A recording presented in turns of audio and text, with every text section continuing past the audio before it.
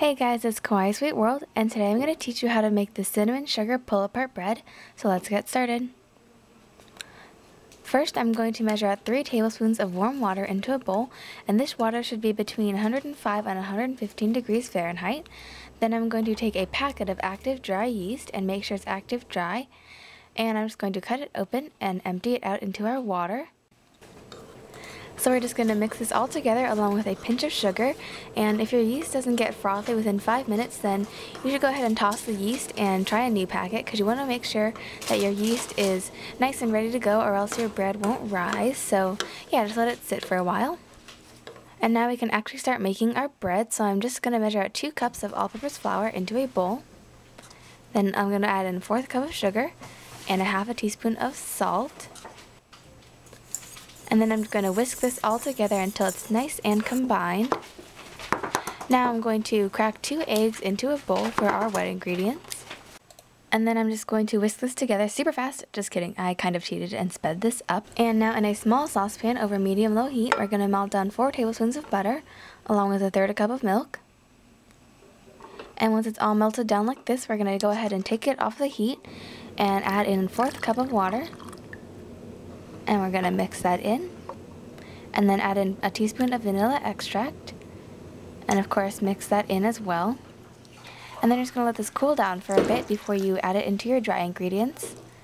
So just let it cool for 5 minutes before you add it in, like I am here, and you're going to mix it all together until it's just combined. And now I'm going to add in our 2 beaten eggs, along with our yeast, which should be all nice and frothy like this, as you can see. And you're just going to dump that in. And it'll seem like these ingredients will never come together, but I promise you guys it will eventually. So just mix, mix, mix. Now we're going to add in our remaining 3/4 cup of flour.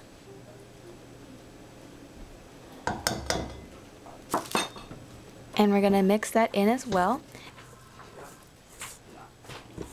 And once it's mostly mixed together, we're going to transfer it to our mixer fitted with a dough hook attachment, and we're going to just knead this for about 2 minutes. And if you don't have a dough hook attachment, then don't worry, you can either knead it by hand or just use a spatula or something else to mix it. And now I'm just going to transfer our dough to a greased bowl like this, and I'm going to cover it with some plastic wrap and also a towel.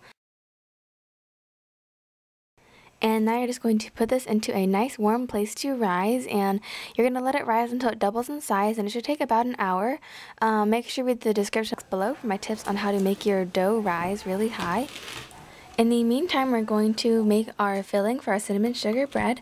So I'm just going to measure out 3/4 cup of sugar, along with 2 teaspoons of cinnamon, and a 1/2 teaspoon of nutmeg.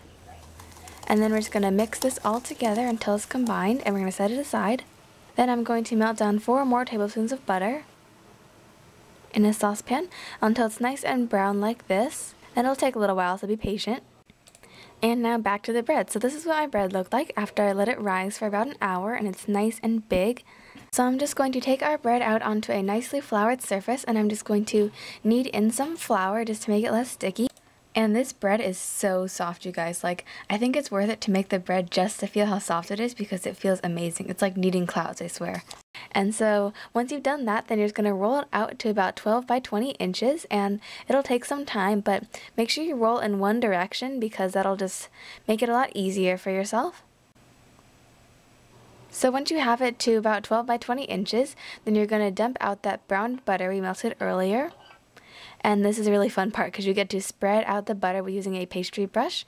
So just make sure it covers the entire surface. So I totally didn't realize this when I was filming, but the camera is super out of focus here.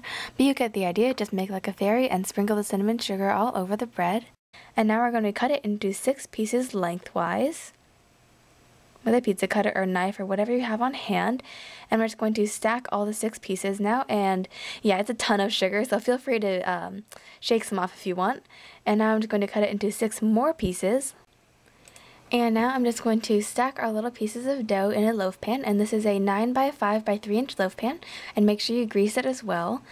And don't worry if the slices don't fill up the entire pan, because we have to let it rise again for about a half an hour to 45 minutes. And here is what our bread looks like after it's risen. So you can see it gets nice and big and beautiful again. And yeah, so we just get to bake it now, and we're going to bake it for about half an hour to 35 minutes, and mine took half an hour, I think. And now for the moment of truth. Here is our final product, and don't worry, the bread should look dark because you want to make sure it's cooked all the way through. So this bread was so delicious, as you can probably see right now how much I enjoyed it. It was delicious. Yeah, so I'll definitely be making it again, and of course, as the name suggests, it does pull apart like this. So you can just use your hands and eat it, which is kind of bad because then you end up eating a ton of bread because it's so easy to just pull apart and eat it. But anyways, I really hope you guys give this recipe a try. It is like absolutely amazing. So yeah, I'll see you guys next time. Bye!